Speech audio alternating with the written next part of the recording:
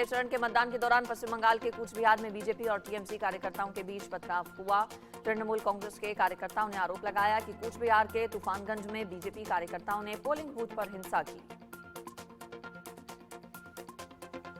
TMC का आरोप है कि बीजेपी कार्यकर्ता हथियारों के साथ बूथ के सामने खड़े होकर मतदाताओं को डराते हैं। तूफानगंज में बीजेपी कार्यकर्ताओं ने हिंसा की और तृणमूल के अस्थायी दफ्तर को आग लगा दी।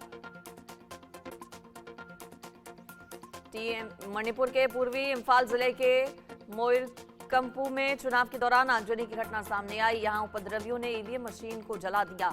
जिले के खुरई लाईखुंटेलेम्बी में कुछ साए लोगों ने ईवीएम मशीन में तोड़फोड़ कर दी। इन लोगों का आरोप था कि हथियारबंद बदमाशों ने उनका वोट डाल दिया।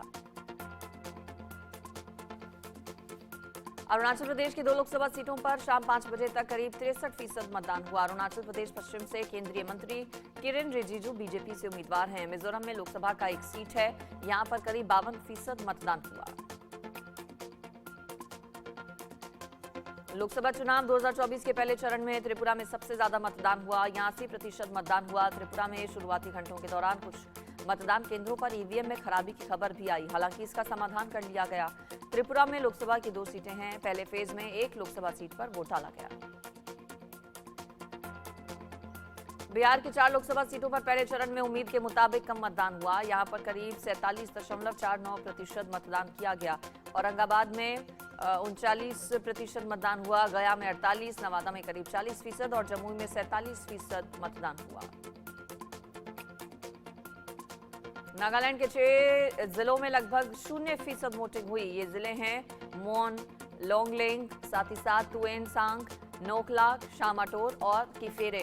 ये सभी पूर्वी नागालैंड में आते हैं। ईस्टर्न नागालैंड पीपल्स ऑर्गेनाइजेशन इन जिलों के लिए अलग प्रशासन और पहले से अधिक वित्तीय स्वतंत्रता की मांग कर रहा है।